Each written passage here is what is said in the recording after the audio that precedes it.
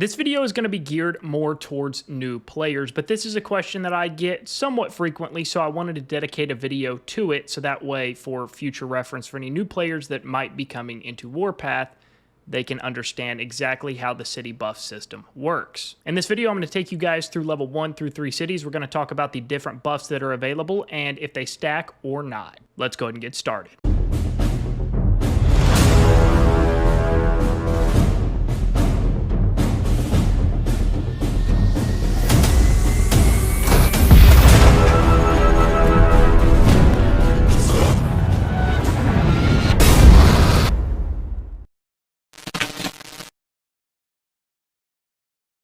Welcome back. I hope you are all doing wonderful as always. Like I said at the beginning, this video is going to be geared more towards new players, but I want to at least get a video out there because I don't really think there is one out there at all, but if there is, it's something that's really old and it would be probably pretty hard to find. So I'm going to make an updated one discussing level 1 through 3 city buildings and building buffs and if they stack and all of the details that go along with it. But before we get started, if you enjoy this video, get any value out of this video, make sure you like this video, subscribe to the channel if you are not so you don't miss any future uploads. Let's try to get this video to at least 125 likes. And if you know anybody new that is in Warpath that's wanting to learn and wanting to understand a little bit more about how the game works, feel free to let them know about the channel or share the video with them. Now let's go ahead and jump over to our level 1 city, and we're going to start from the very beginning, walk through that all the way up to level 3 cities. All right, so you guys can see that Baghdad is one of our level 1 cities, but this is going to be the same for any level 1 city across the board in Warpath. It does not matter what level 1 city you are in or which level 1 city you actually start in. All of the buildings are going to be the exact same in every single level 1, 2, and 3 city. Now, when it comes to level 1 cities, it's going to be a little bit different than level 2 and level 3 cities because when you get to level 2 and level 3 cities, there are going to be some identical buildings that have or offer the same exact buffs. We're going to get into that when we start taking a look at level 2 and 3 cities here in just a few minutes. But level 1 cities are crucial because they are loaded with buffs that are going to help benefit you and your alliance as you guys start to fight for level 2 and eventually level 3 cities. So you want to make sure that you're able to capture and keep control of every single one of these military strategic buildings in your level 1 city if you want to have a realistic chance of long-term success. So the combatant command center in the city, which is the same in level 1, 2, and 3 cities, there's always going to be a combatant command center. This is going to be kind of the main objective, if you will. This is where you are going to be able to get or assign city posts to members of your alliance, and they're going to get buffs. So for example, CPL is the Supreme Commander here, and you can see the buffs he is going to get just for him individually. He's going to get some base firepower, base HP, firepower, HP, production speed, and tech research speed. And that is on top of all of the alliance base buffs that you get from capturing and maintaining control of all these buildings. So that is the main key objective right there, the combatant command. But as we scroll along, you guys can see we've got an offensive command center here. We've got a military production zone, a military industrial zone. As we move over, a military tech zone. We have got a defensive command center. So we've got a variety of buildings that we needed to get control of, and we did, and you will, or hopefully you will as well. So let's just go through and check every single one of these buildings and the buffs that they are actually going to offer. So starting here, so just moving along the map, that's the combatant command we talked about. This is going to be the offensive command center. So once we zoom in here, we can see this is going to give us, and this is an alliance-based buff, meaning that these buffs are going to apply to every member of your alliance while they are inside of the alliance. They're going to get 5% firepower. If we zoom back out, we have to go down here next to the military storage zone. This is going to give everybody troop speed of plus 5%. Same thing. Let's zoom out. Let's jump over here to the military production zone. This is going to give training speed of plus 25%. Jumping over to the military industrial zone. This is going to give production speed of plus 5%. Let's back out of here, and then let's next jump over to the defensive command center here. This is going to give everyone in the alliance HP of plus 5%. Then backing up and taking a look at the last building, which is going to be the military tech zone. this is going to give everybody research speed of plus 5%. So that's all of the building buffs you were able to get control of in level 1 cities. And it is crucial if you want your alliance to have a real chance at competing in level 2 and eventually level 3 cities. You're going to need control of every single one of those buildings, and there's only one of each in level 1 cities, so you can't share them with other alliances even if you wanted to. I mean, you could split them up, but then you'd be losing buffs, so it's not really to your benefit to do that. Now, jumping over to Tehran, which is our level 2 city, or one of our level 2 cities, we're going to jump in, we're going to take a look at the city itself and kind of walk through that like we did in Baghdad there, which is the level 1 city. But the same thing as with level 1 cities, everybody's level 2 cities are going to have the same buildings accessible to them. We are now inside of Tehran, and we're going to take a look at the buildings and the layout here of level 2 cities, and you can see right away the kind of central focus point building again is going to be the combatant command. Now, each level city that you go up, so from level 1 to level 2 cities, you're going to have even more city post available, or city post spots available to be able to give more members of your alliance additional buffs. So if we click on the combatant command here in Tehran, then you can see we've got still one Supreme and one Deputy Supreme Commander, but instead of just having a Defensive Minister, an Arms Minister, Building Minister, and Resource Minister, you've got all of those 4 plus Vice Ministers underneath each one of those posts. So again, it's just more city posts that you can give members of your alliance to give them additional buffs, but the buffs you're going to get from the combatant command, just again to reiterate, are only for those individual players that are assigned to those city posts. The buildings in these cities are what all of the players that are a member of the alliance are going to get. And as you keep progressing through higher level cities, the cities themselves start to get bigger, and you're going to see this is kind of a hodgepodge of different builder alliances and stuff, so it can get a little crazy at times for sure on who's building, where they're building, and just it can get a little bit confusing if you don't really know what you're looking at. And as you guys start to play the game, hopefully this video will help you get the very basics and the understanding of the basics. But as you start to go, you will learn and will start to get the flow of how everything's going.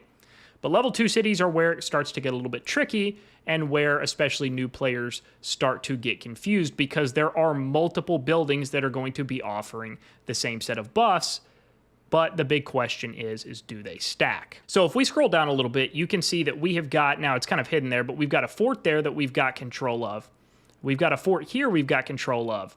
But there's another fort here that we don't have control of, and let's talk about why. So if we zoom in on this fort in particular, we can see this is going to give us a buff base and troop damage intensity of plus 5%. Now, if we zoom back out and we scroll back across this side of the map and we zoom in on this fort here, this is going to give us base and troop damage resist of plus 5%. So one gives us damage resist, and then one gives us intensity. So because they are 2 different buffs, we can control both of these buildings and get the benefit of having both of these buffs. But now, if we jump back over here to this fort that we don't have control of, if we click on it, we can see base and troop damage intensity of plus 5%, which is the same exact buff as we've already got with this fort. So that is why we have not captured this, because they offer the exact same set of buffs. And when you've got 2 buildings that offer the same set of buffs, they do not stack. So you're not going to get troop and base intensity of plus 10% because they're both offering 5. You're just going to still get the 5%. So there's no point in wasting the turrets or the villages that you're allowed to use to build and to connect to all of these strategic buildings in each one of these cities. There's no point in us building through here and wasting villages just to connect to a buff that we're not even going to benefit from in the first place. So just keep that in mind as you start to build and progress in level 2 and ultimately level 3 cities. So now moving on to level 3 cities. Our level 3 city is Stalingrad. We're going to jump into Stalingrad and break that down as well. But again, just like level 1 and level 2 cities, all level 3 cities that you are going to have access to in your server are all going to have the exact same buildings accessible to you. So there's not going to be, you're not going to be fighting for control in, let's say, Stalingrad, right, for that city that's got some buffs, and then across the map in North America, somebody's not going to be fighting for like Seattle, for example, which is another level 3 city, and it have an entirely different set of buffs. They are all the exact same, so everybody is on a level playing field. All right, so we are now in Stalingrad, and same exact thing. I'll zoom out a little bit more. Our alliance flag there is kind of blocking the view, but same thing as level 1 and 2 cities. The combatant command center is kind of the main middle objective, if you will. We will zoom in, except the combatant command has even more to offer in level 3 cities. So you still are going to have just one supreme and one deputy supreme commander there. But just like in level 2 cities where you had all of the main posts and then a vice post, in level 3 cities you have 2 sets of vice posts that you can offer members of your alliance, again, just for additional individual buffs. Now, zooming back out, and I am really happy that this is a situation where we had to do this so I can show you guys as well as explain to you exactly what I'm talking about. So, same thing, you're going to have multiple sets of buildings that are going to offer the same exact buff. So if you stack those buildings that offer the same buffs, they are not going to stack on each other. Here's the catch, though. There are going to be times, based on where you're at on the map and the map layout, that you might have to capture a building that offers the same set of buffs that you've already got from another building on the exact same map, and that's okay. Sometimes it just makes sense for building purposes to do that, and I'm going to show you exactly what I mean. So if we scroll over here and zoom in on this fort, we can see this is going to offer us base and troop damage resist of plus 7%. But if we scroll out and we jump over now to this fort, we can see that it's going to offer us base and troop damage intensity of plus 7%. So those two are not the same, so we get the benefit of having both of those buffs. But if we scroll out again and we keep panning over the map, we can see, oh, well, we've got control of a third fort. And the forts offer just those 2 sets of buffs, the intensity and the damage resist. So that means that this fort has to offer one of those 2 sets of buffs, which means we wouldn't get the benefit of having it. And it's the base and troop damage intensity of plus 7%. So you might be asking, well, okay, if they don't stack, why would you capture it in the first place? And the reason we did that in this particular situation is because of the map layout. So if we zoom out, you can see that we've got now we've got academies available to us, which are only available in level 3 cities. Now, academies, just for context, are going to offer reserve recovery rate, which is a massive benefit. So you want to have that building, but you can see the fort was kind of the choke point here, right? All of these roads and these connecting things pretty much run right to the fort. We could have built here, but then that would have just sent us on kind of a chase down that path that would have just been wasted villages. So we captured the fort so we could build directly through down to the academy. So yes, we're not going to get the benefit of having this fort, but we do want the buff from the academy. So it was either build straight through here, or we would have had to build all the way around, go capture that fort anyway, which is going to have a similar buff, and then build over. So it just made sense from a logistical and strategic perspective to go ahead and grab a hold of that fort to get to the academy. So you just kind of have to read the situation, read the room, so to speak. If it makes sense, even though you're not going to get the benefit of having that building, if it is a similar building that's offering the exact same buffs as you've already got in a city, if it makes more sense and it's going to save you time and villages, just go ahead and capture it. It's not going to hurt you. That is the thing. So don't worry about it hurting you. It's just not going to help you. So you can't stack like building buffs. Now, another little trick that I want to show you before we wrap up this video is if you will go down here to the Alliance button on this bottom right-hand row of buttons here, if you will click on that, you can click on the button here called Places, and this will show you exactly what buildings you control in what city. So in Birmingham, which is a level 3 city, we have got control of the combatant command, but we don't have any other buildings in that city. If we go to Ankara, which is our level 3 city, you can see we've got a combatant command and some transportation nodes there, which just kind of help with easy and free travel.